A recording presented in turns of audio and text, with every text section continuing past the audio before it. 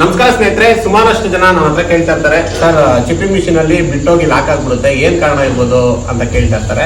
ಅದಕ್ಕೆ ಮೂಲ ಕಾರಣ ಬಂದು ಬಿಟ್ಟು ಈ ತರ ಸೌದೋದಾಗ ಯಾವುದೇ ಕಾರಣಕ್ಕೂ ಫುಲ್ ಮೇಲೆ ಹಾಕಿ ತಟ್ಟಿಸ್ಬಿಟ್ಟು ಮಿಷಿನ್ಗೆ ಹಾಕ್ಬೇಡಿ. ಆತರ ಹಾಕ್ದಾಗ ಮಿಷಿನ್ಗೂ ಇಟ್ಬಿಡುತ್ತೆ, ಮಿಷಿನ್ ಹೀಟ್ ಆಗಕ್ ಸ್ಟಾರ್ಟ್ ಆಗುತ್ತೆ. ಯಾಕಂದ್ರೆ ಹೊಸ ಬಿಟ್ಗೂ ಹಳೆ ಬಿಟ್ಗೂ ಹಿಂದೆಗಡೆ ನೋಡ್ಬೇಕಾಗತ್ತೆ. ನಾವೆಲ್ಲ ಅಬ್ಸರ್ವ್ ಮಾಡೋದು ಬಿಟ್ಟನ್ನ ಫುಲ್ ಮೇಲೆ ಹಾಕಿ ತಟ್ಟಿಸಿದ್ಮೇಲೆ ಈ ತರ ಆಗ್ಬಿಡುತ್ತೆ, ಶಾರ್ಪ್ ಇದೆ, ಹೊಡಿಯಕ್ಕೆ ಈಸಿ ಆಗಿರುತ್ತೆ ಅಂತ ಯೋಚನೆ ಮಾಡ್ತಾರೆ. ಏನ್ 30 ರೂಪಾಯಿ 50 ರೂಪಾಯಿಗೆಲ್ಲ ಬಿಟ್ನ ತಟ್ಕೊಡ್ತಾರೆ. ತಟ್ಕೊಟ್ಟಾದ್ಮೇಲೆ ಮಿಷಿನ್ಗೆ ಮೇನ್ ಏಟ್ ಬೀಳುತ್ತೆ. ಯಾಕಂದ್ರೆ ಒಳಗಡೆ ಬಾಲ್ಸ್ ಇರುತ್ತಲ್ಲ, ಆ ಬಾಲ್ಸ್ ಇಲ್ಲಿಂದ ಇಲ್ಲಿಗೆ ಎರಡು ಲಾಕ್ ಆಗುತ್ತೆ, ಅಂದ್ರೆ ಇಷ್ಟು ಮೂಳೆಗೂ ಲಾಕ್ ಆಗುತ್ತೆ. ಅದೇನಾಗುತ್ತೆ, ಬಿಟ್ಟು ಸೌದೋದಾಗ ಹಿಂಗ್ ಹೋಗಿ ಹಿಂಗೆ ಟಚ್ ಆಗ್ಬಿಟ್ಟು ಬಿಟ್ಟು ಲಾಕ್ ಆಗ್ಬಿಡುತ್ತೆ.